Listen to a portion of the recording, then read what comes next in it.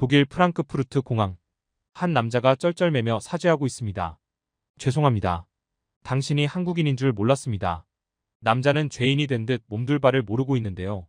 그는 이 공항의 직원으로 승객 중 한 명을 무척 화나게 만들었습니다. 그런데 그의 앞에 있는 승객은 놀랍게도 누가 봐도 서양적인 이목구비의 갈색 눈을 가진 외국 여성입니다. 상황을 추측해보건대 이 여성은 외국인이긴 하지만 한국 국적을 가진 귀화자가 아닐까 싶네요.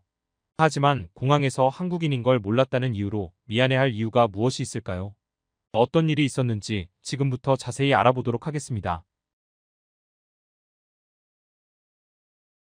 안녕하세요. 저는 현재 대한민국 서울에 사는 필레스쿠 마리아라고 합니다. 보통 외국식 이름이 앞에 오는 경우가 많지만 저는 마리아가 이름입니다. 그 이유는 제가 한국에 귀화하여 한국식 이름 순서를 쓰기 때문이죠. 한국에 귀화하게 된 이유는 결혼을 해서 한국에 정착했기 때문도 있지만 가장 큰 목적은 국력이 강한 나라의 시민이 되고 싶었기 때문입니다. 저는 유럽 내에서도 가난하고 국력이 약한 나라였던 루마니아에서 태어났습니다. 어릴 때는 이 점에 대해서 별로 의식하지 않았습니다. 나라 바깥을 나가본 적 없고 저의 가정환경 자체가 중상류층 이상이었기 때문에 아주 넉넉지는 않아도 큰 부족함 없이 자랐기 때문이었죠. 하지만 제가 성인이 되고 나서 해외여행을 다니고 나서야 저는 국가의 힘이 얼마나 중요한지 알게 되었습니다. 친구들과 함께 독일로 놀러가기로 한 저는 비행기표를 예약했습니다. 유럽은 전 대륙이 연결되어 있어 기차를 통해 독일로 넘어갈 수 있지만 마침 비수기라 비행기표가 꽤 싸게 나왔기 때문에 저희는 편하게 비행기로 가기로 했죠. 비행기로 여행하니 고작 3시간 만에 독일에 도착했죠. 저희는 짐만 호텔에 놔두고 바로 독일에 있는 클럽에 가서 실컷 춤을 출 생각이었기 때문에 화려하고 노출이 있는 복장을 입고 공항에 도착한 상태였습니다. 하지만 이 선택 때문에 저희가 모욕을 당할 거라곤 상상도 못했습니다. 독일에서 입국 심사를 받고 있는데 이것저것 캐묻던 입국 심사관이 저희를 위아래로 훑어보는 것이었습니다. 그리고 어떤 방으로 저희를 데려가더군요. 이제 막 성인이 된 저희는 그전까지 비행기를 탄 적이 거의 없거나 있어도 어릴 적 부모님하고 간 경험이 전부였기 때문에 그저 어리둥절할 뿐이었습니다. 출입국 직원들은 저희를 몇 시간을 붙잡고 계속 질문하며 신문했습니다. 기가 막히게도 그 사람들은 저희를 직업 여성으로 이해하고 있었습니다. 내 몸을 이용해서 돈을 버는 그 여성들 말이에요. 독일은 공창제 국가라 동유럽에서 자신의 몸을 이용해서 돈을 벌려고 건너온 여성들이 많이 오는 편이었습니다. 그리고 이들은 체류 기간을 넘기고도 계속 일해 곧 불법 체류자가 되었죠. 제가 그 당시 독일에 갔을 때 가장 많이 잡힌 이들이 루마니아 여성이었기 때문에 그들은 저희가 루마니아 국적인 것과 야한 옷차림 그리고 한꺼번에 여러 여성이 입국했다는 것을 보고 몸을 이용해 돈을 버는 여성으로 의심한 것입니다. 저는 내가 정말 그런 일을 하는 여성이면 대놓고 이런 화려한 복장으로 오겠나요? 최대한 수수한 복장으로 왔을 겁니다. 라고 말했습니다. 하지만 이 발언 때문에 출입국 직원은 굉장히 잘 아는 것 같은데 이전에도 이런 일을 해본 적 있나 보죠? 라고 말했습니다. 저는 그의 말에 너무 기가 막히고 기분 나빴지만 그는 이후에도 의심을 멈추지 않았습니다. 저는 4시간 넘게 시달린 후에야 간신히 방을 벗어날 수 있었죠. 친구들도 마찬가지였습니다. 호텔로 돌아온 저희는 클럽이고 뭐고 너무 피곤해서 화장도 못 지우고 잠에 들었죠. 그 이후 서로 더러운 일을 잊어버리자고 다독이면서 즐겁게 지냈지만 저는 마음 한편으론 속상함에 계속 마음이 쓰라렸습니다. 그리고 출국 날 저는 충격적인 사실을 알게 되었습니다. 저희 루마니아 같은 나라들은 질문도 꼬치꼬치 캐묻고 심사가 훨씬 오래 걸리는데 다른 나라 사람들은 질문 몇 가지만 하고도 그대로 보냈습니다. 심지어 그 당시 입국 심사 때 입었던 저희의 옷차림보다 노출이 심한 옷을 입은 여자가 있었는데 저희 때와는 다르게 입국 심사관은 아주 상냥하게 웃으면서 보내주더군요. 그 여자가 들고 있는 여권은 핀란드 여권이었습니다. 저는 그때 깨달았습니다. 부유하고 파워가 강한 나라에서 산다는 것이 어떤 의미인지. 시야가 좁았던 저는 그때부터 국제 정세라든지 경제 뉴스, 해외 뉴스 등을 많이 찾아보곤 했습니다. 학교를 졸업할 때쯤 제가 내린 결론은 더 나은 삶을 위해서는 외국에 가야 한다는 것이었습니다. 하지만 외국에 간다고 해도 아무 경력 없는 저를 쉽게 써줄 것 같지 않았습니다. 당장 해외에 나가기엔 취업에 자신이 없어 일단 외국 회사를 알아보기로 마음먹었습니다. 대학에서 한국어와 영어를 복수 전공한 저는 코트라라는 한국의 무역공사의 현지 계약 직원으로 들어가게 되었습니다. 처음 한국어를 전공할 때만 해도 그냥 한국 드라마가 좋아서 무작정 들어간 거였는데 이렇게 일이 풀릴 줄이야. 그 당시엔 한국 K-팝이나 드라마가 지금만큼의 위상이 아니어서 주변인들은 제가 한국어를 전공하는 걸 무척 의아했고 부모님은 비인기 학과인 만큼 걱정하는 마음이 컸는지 제가 복수 전공을 하길 바랐습니다. 그래서 저는 영어도 같이 전공하게 되었죠. 영어와 한국어를 동시에 할 수 있는 루마니아인은 현지에 있는 한국계 기업들에 취직하기 꽤 좋은 조건이었기 때문에 어렵지 않게 입사할 수 있었던 것 같습니다. 저는 무역관에서 3년간 경력을 쌓고 한국으로 건너가게 되었습니다. 제가 한국에서 하게 된 일은 의료기기 회사의 해외 영업을 담당하는 일이었습니다.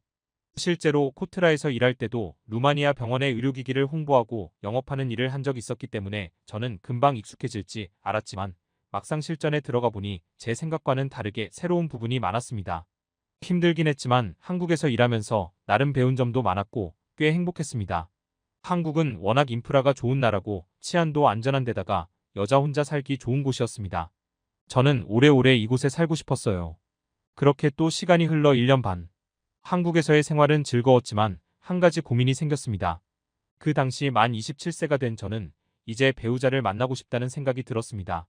루마니아에 살 때 헤어졌던 전 남자친구 이후로는 한국에 건너오고 나서는 일과 자기 개발에만 집중하느라 남자친구를 사귈 생각을 못했는데요.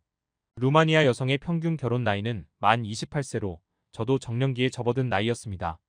저는 조심스럽게 회사 직원들에게 한국 남자를 소개해 줄 수 있냐고 부탁했습니다. 이곳에서 산 지는 오래되지 않았지만 한국에서 사는 것이 너무 마음에 들었 때문에 한국 남자와 결혼해서 아예 정착하고 싶었거든요.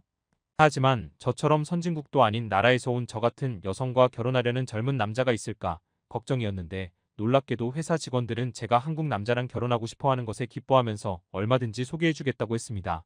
저는 30대 중반에 착하고 성실한 직장인을 소개받았고 사귄 지 1년 반쯤 되던 날 프로포즈를 받고 다음에 결혼했습니다.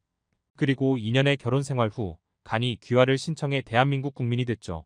국력이 강한 나라의 국민이 되고 싶다는 저의 소원이 이루어진 거죠. 때마침 저희가 몹시도 기다려온 아이도 생겼기 때문에 격경사가 터져 저희 가족은 몹시 행복했습니다. 그 뒤 임신 4개월이 넘어갈 때쯤이었을까요? 저는 가장 친했던 친구로부터 청첩장을 받았습니다. 해외로 떠나 더 나은 삶을 살겠다 결심한 저를 보고 자극받았던 절친은 독일에 취업하여 회사를 다니다가 평생의 인연을 만나 곧 결혼식을 올린다고 했습니다. 저는 한 달 뒤 열릴 결혼식에 꼭 가고 싶었지만 임산부인 상태에서 가도 괜찮은지 걱정스러웠어요. 다행히 병원에 물어보니 임신 극초기와 36주 이상을 피하면 비행기를 타도 괜찮다고 하더군요.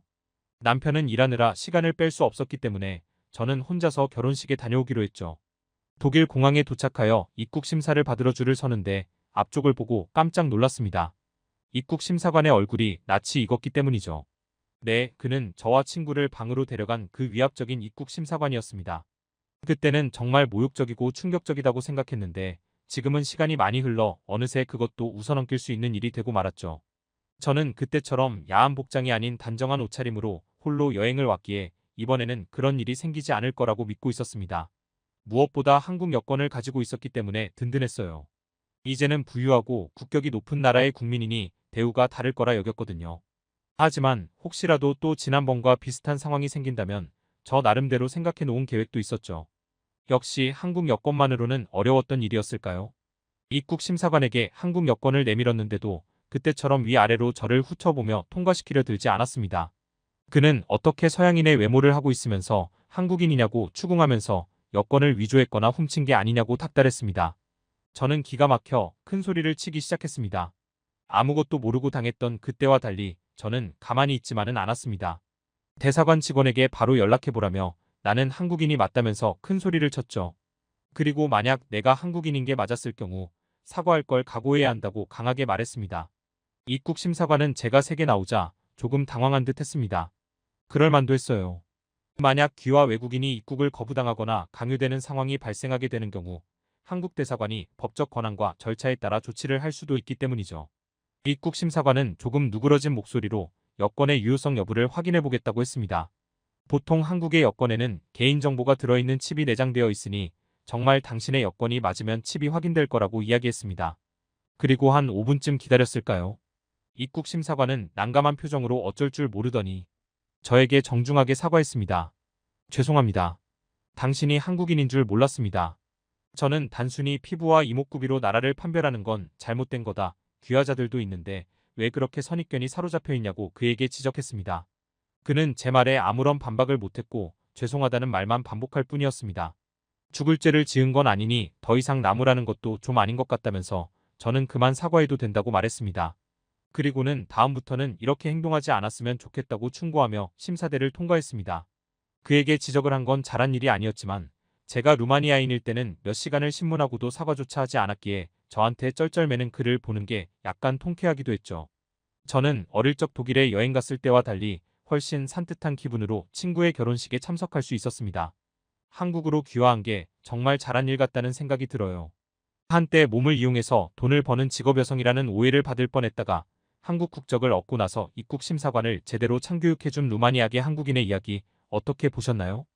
저희는 항상 재밌고 즐거운 사연을 기다리고 있습니다. 이상 클립 뉴스였습니다.